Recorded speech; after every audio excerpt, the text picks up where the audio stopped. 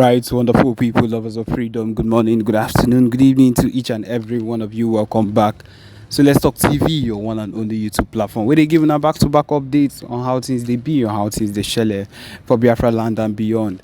If you're joining us for the first time, remember to subscribe and turn on your notifications too. Also remember to like and share this broadcast too.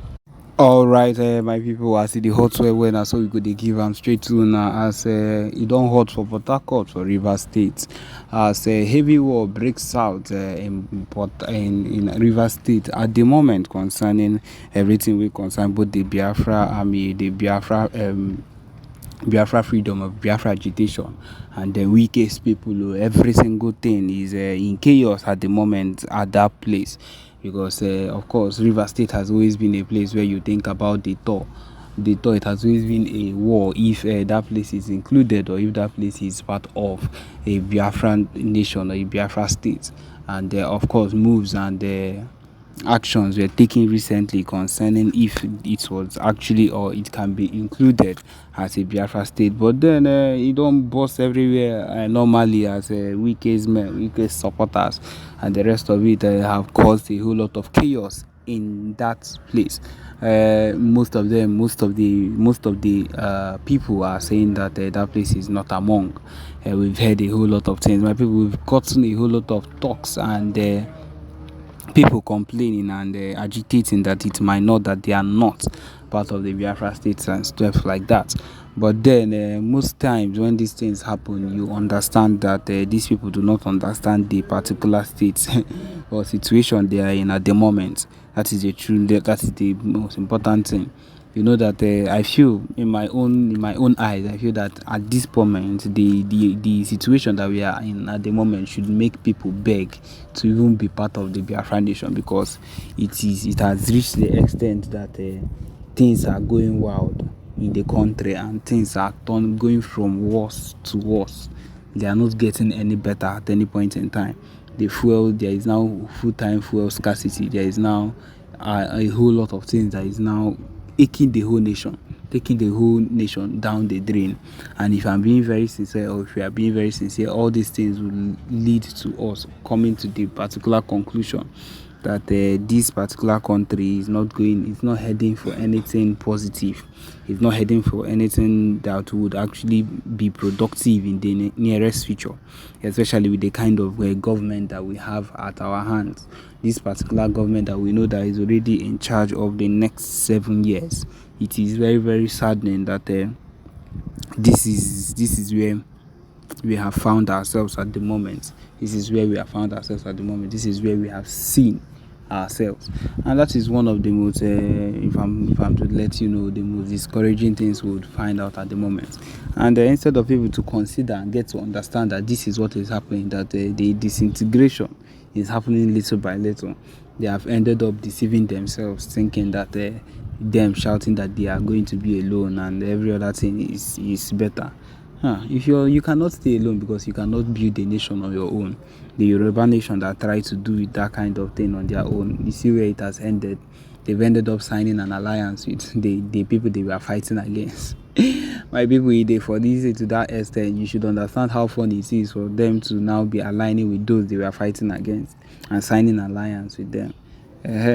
That's why you don't reach. Just to show that the fight is not an easy one. For me, one way or another, the Northerners have always been Northerners, no matter how they always try to fight themselves, or they try to fight themselves. They have one thing in common: it's the fact that they're in the North and some of their cultures align. I feel like that is what is even keeping them and everything. So no matter how they try to fight against themselves, one way or another they would settle. And I believe that is what happened with these people. They settled, and then they found a way to actually sign an alliance with this set of people. And that is the truth of the matter. But then we Biafrans, Igbos that have been suffering for the longest of times, that have suffered so long in this situation of things at the moment, should have come to understand how things are truly, and should be looking for ways to be better, and should be work with things in a better scenario. And I believe that is what we should be working towards, nothing else but that. But then, with the whole challenges that have been taking place at the moment, the whole challenges and the the discussions, the propaganda, every single thing that has been happening at the moment that has been backfiring at us, it is safe to say that every single thing is not working well. But then we will survive. We will survive. It will not always be safe. It will not always look better. But then I believe that one way or another we are going to survive. This is our aim of giving them a land. No, there is no need for that. There is no need for us to give them any land. And as PM has said it, which means that if anybody tries to give them a land, that means they will feel the wrath of the Biafra Liberation Army or the Biafra Navy, depending the ones that are around that particular area that you want to give them. Because giving them our land is giving them authority to come into our land and to misbehave, and which is not going to be tolerated at all.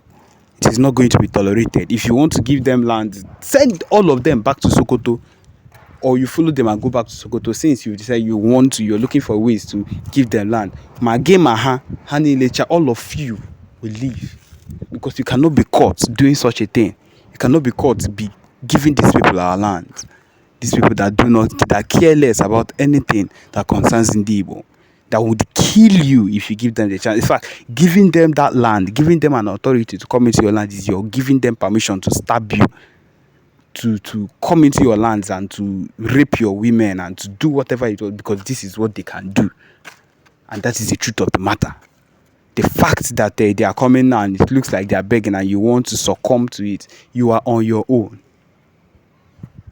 You are really on your own. And what these people will do, if we let them in, is like suicide to we ourselves. We are committing suicide if we let these people into our own area.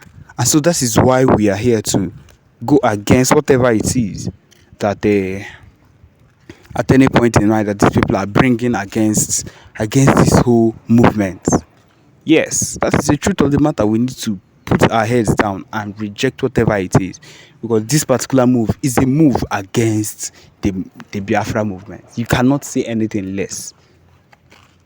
They've noticed that there is progress, there is full-time progress with the Biafra Liberation Army, and the PM making moves with the new the convention that is about to take place. All eyes on Biafra, all hail Biafra. And that is the issue at hand right now. The fact that they are able to see that there is progress, they want to look for a way to reduce the progress, to put katakata, to put problems where we did. And we are not going to allow that.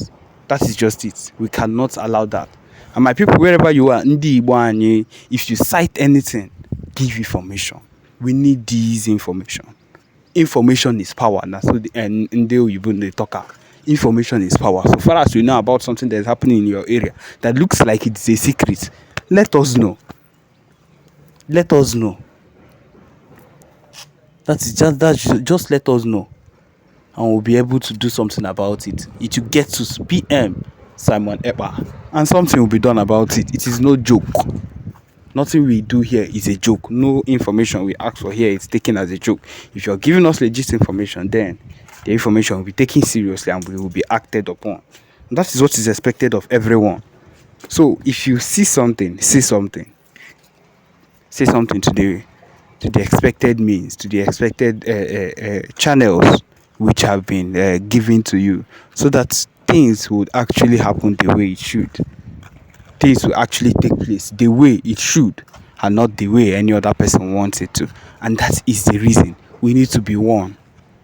You see, this particular information dissemination is a reason why we need to be one. Because if we are not united in this movement, if we are not united in the way that we are supposed to coordinate ourselves and do things on our own, do things the way they are supposed to do, then do things the way it's supposed to be, then we cannot move forward. And that is the truth of the matter. We cannot move forward. We need to do things. We need to do things the way they should be, so that things will end up exactly how we want them to.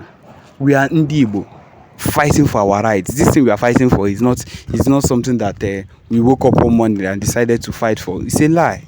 We are fighting for something that is ours. It is our birthright, and we know that this is what we need. And so we need to keep fighting for it. Anytime, any day, we need to fight for it, because that is what we deserve.